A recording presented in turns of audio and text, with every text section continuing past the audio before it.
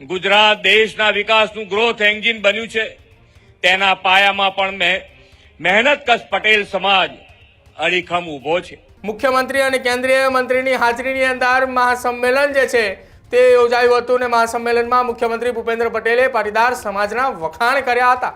સરદાર પટેલનો લોખંડી મનોબળ અને દ્રઢ સંકલ્પ આજે પણ સમાજની ઓળખ છે.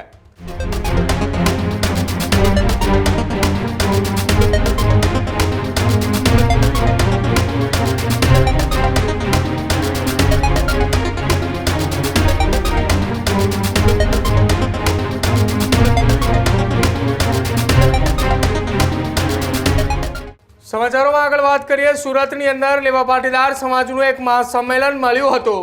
ખોડલધામ, કાગવડ અને અમદાવાદ બાદ સુરતની અંદર લેવા પાટીદાર સમાજનું એક મહાશક્તિ પ્રદર્શન પણ કહી શકાય એ પ્રકારનું આયોજન કરવામાં આવ્યું હતું.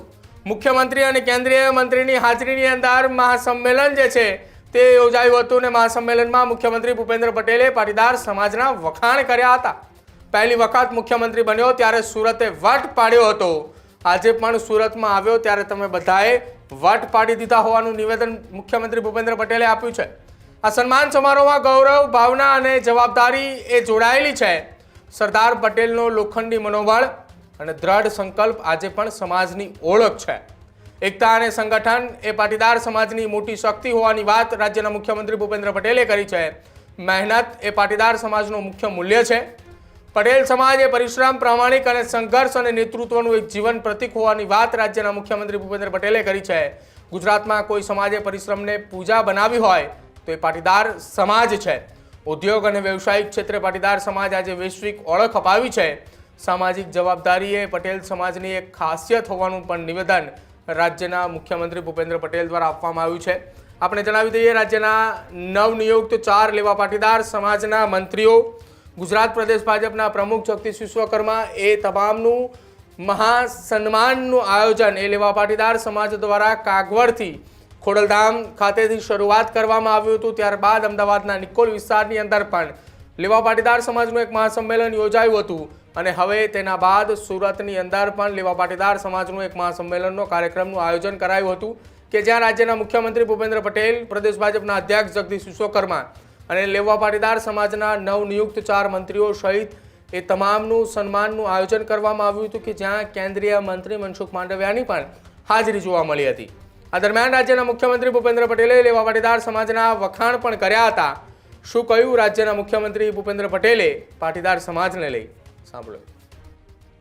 ગુજરાતની ધરતી પર જો કોઈ સમાજે પરિશ્રમને પૂજા બનાવી હોય તો તે પટેલ સમાજ છે.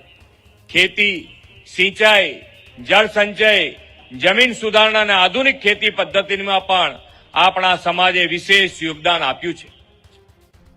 ઉદ્યોગ અને વ્યવસાય ક્ષેત્રે પણ આપણા સમાજે ગુજરાતને વૈશ્વિક ઓળખ અપાવી છે. નાના કામથી શરૂ કરીને મલ્ટીનેશનલ કંપની ઊભી કરવાની ક્ષમતા સમાજના સાહસ, વ્યવસાયિક બુદ્ધિ અને વિશ્વસનીયતાનો પરિચય છે.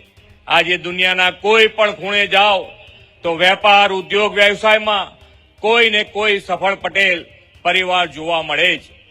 સુરત અને દક્ષિણ ગુજરાતે આજે ડાયમંડ, ટેક્સટાઇલ, સ્ટાર્ટઅપ અને સ્માર્ટ સિટી તરીકે જે ઓળખ મેળવી છે તેની સફળતામાં પણ પટેલ સમાજની ઉદ્યોગ સાહસિકા ભાવ અને પરિશ્રમનો પરસેવો કેન્દ્ર સ્થાને છે.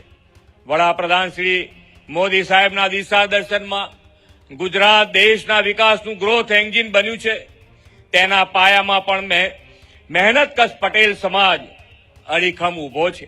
સામાજિક જવાબદારી પણ પટેલોના સ્વભાવની એક ખાસિયત છે. સમાજ સેવા, દાન, આપત્તિ સમયે સહાય અને શૈક્ષણિક સહકારમાં પણ સમાજ હંમેશા સક્રિય રહ્યો છે. આપણા સમાજે લોકશાહી પ્રક્રિયામાં ભાગીદારી, સામાજિક સુધારણા અને રાષ્ટ્રહિતના કાર્યોમાં હંમેશા આગળ રહીને કાર્ય કર્યું છે. આપણી કાર્યશીલતા અને વિકાસ પ્રત્યેની પ્રતિબદ્ધતામાં સરદાર સાહેબની વિરાસત, એકતા, શિસ્ત અને રાષ્ટ્રપ્રેમનો પડઘો ઝીલાયો છે. એટલું જ નહીં, પટેલ સમાજ હંમેશા એકતાનું નેતૃત્વ કર્યું છે અને ગુજરાતની તો શક્તિ એ જ એકતા વિકાસ અને વિશ્વાસમાં છે.